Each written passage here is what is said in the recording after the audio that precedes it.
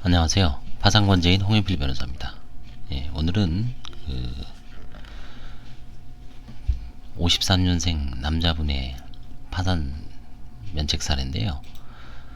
약간의 어떤 특이성이 있고 실제 이런 사례가 간혹 있습니다. 그랬을 때 이런 처지에 있는 채무자가 혹시 면책이 안 되는 거 아니냐 이런 걱정을 하실 우려가 있어서 제가 이런 제목을 뽑았습니다. 뭐냐면 핵심이 채무자의 모친이 경제적 파산 상태인 채무자를 대신하여 손자에게 부동산을 증여한 행위를 파산에서 과연 어떻게 다룰 것인가, 이런 사례가 꽤 있습니다. 그래서 이제 채무자들은 이게 이런 상태에서 과연 면책이 될까, 이게 재산 은닉이 아닐까, 이런 고민을 하는데 고민하실 필요가 없습니다. 결론은 별 문제 없답니다. 한번 살펴보겠습니다. 채무자는 이제 한 10여 년 정도 성산동 아들 소유의 집에 이제 무상으로 거주했습니다. 의정부로 옮겨서도 마찬가지로 아들 임차지에 무상으로 거주했고 다시 또 성산동으로 왔습니다. 채무자는 주로 97년부터 2018년까지 자가용을 운전하거나 택시 운전을 했습니다. 97년경 아내와 이혼 후 홀로 세 아이를 키우며 생활했으나 부채가 점점 늘어났고 돌려막기나 대출로 빚을 갚으려 해보았지만 감당하기 어려워 나이로 인해 현재 경제활동 또한 힘들어졌기에 파산을 신청하였다. 53년생이죠. 그러면 거의 67세입니다. 우리나라 나이 68세입니다. 97년 10월에 이혼했고요. 지금부터 벌써 이혼한 지도 23년 됐습니다. 그래서 뭐 자녀들은 그럭저럭 이제 잘 크고 있습니다. 잘 정착을 했어요. 큰 아들은 병원 전산 직원, 둘째 아들은 의정부에 거주면서 건축회사 직원, 막내 아들 인쇄소 직원.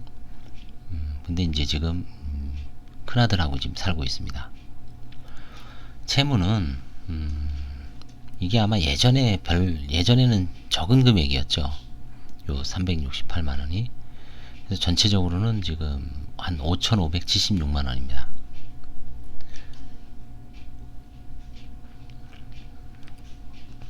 소액 다종의 채무죠. 2017년에서 18년경에 집중적으로 일어났습니다. 그래서 현재 채무자 명의 재산은 승용차가 있습니다. E200K 2007년식인데 약 200만 원이라고 하고요. 그 다음에 이제 포시즌 콘도미니엄이라 그래서 그 200분의 1 지분이 있지만 이거는 뭐 시가가 한 100만 원 정도도 안 됩니다.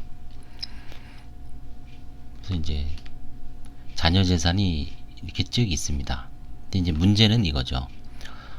마포구 성산동에 있는 집이 원래 채무자의 모친의 소유였습니다. 근데 모친이 2012년 11월에 손자인 채무자의 아들에게 증여합니다. 아무래도 이제 채무자가 뭔가 신용에 문제가 있었다는 것을 감지하고 손자한테 했는지 몰라도 그렇게 됐습니다.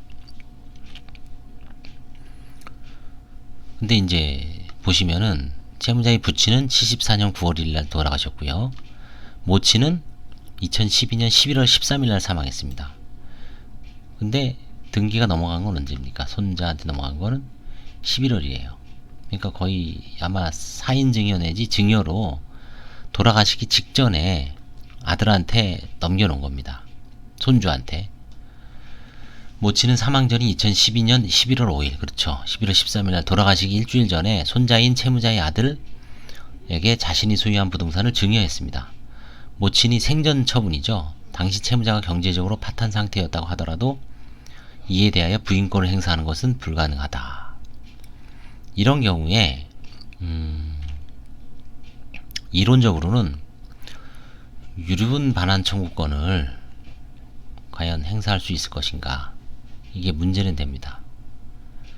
채무자의 고유의 상속분의 2분의 1에 해당되는 금액을 자기 아들을 상대로 유류분 반환을 청구할 수 있을까. 유류분 반환은 침해를 안 날로부터 1년이니까 지금 2019년 20년이니까 물론 채무자가 그동안 고의적으로 소송을 안 하다가 파산 상태에서 이제 그 유류분 침해를 인식을 하고 관제인으로부터 설명을 들어서 지금 관제인이 채무자를 대신해서 유류분 반환 청구권을 행사할 수 있을 것인가 까지 문제가 될 수 있지만, 통상 뭐 유류분은 뭐 이미 구체적으로 확정되지 않는 한 일신 전속적인 권리로서 채권자 대위권이 객체가 되지 않는다는 것은 판례에 나와 있지만 파산 절차에서 관제인이 행사할 수 있을 것인가, 이거에 대해서는 뭐 아무런 판례가 없죠 지금. 그래서 일부 관제인들은 화해 계약을 체결하는 경우도 있습니다. 그래서 이 경우에도 저도 이게 좀 워낙 좀 시간이 오래 걸리고 해서, 그 다음에 이제 생전 처분이죠.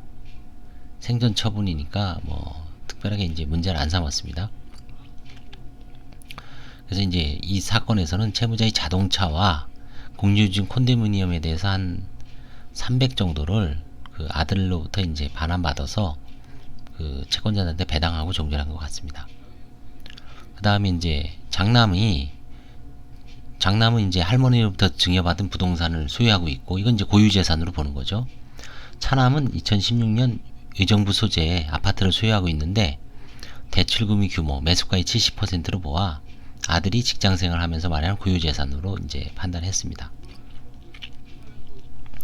이런 사례가 간혹 있기 때문에 이제 과연 이거는 이제 원칙적으로는 전체적인 측면에서 채권자 입장에서 보면 모친하고 채무자하고 짜고서 손자한테, 왜냐면 상속을 받으면 문제가 될 것 같으니까 손자한테 사전 생전 증여를 하거나 사인 증여를 한 다음에 채무자에게 그 지분이 돌아오지 않게 하는 그런 수법으로 뭐 광의에 있는 게 하지만 파산 절차에서는 그 어머니의 의사를 존중해서 채무자한테는 일단 재산이 온 적이 없죠. 그렇기 때문에 이거는 뭐 파산법에서 말하는 은닉으로 볼 수는 없기 때문에 이 경우는 이제 결국은 면책을 시킬 수밖에 없습니다. 이런 사안은.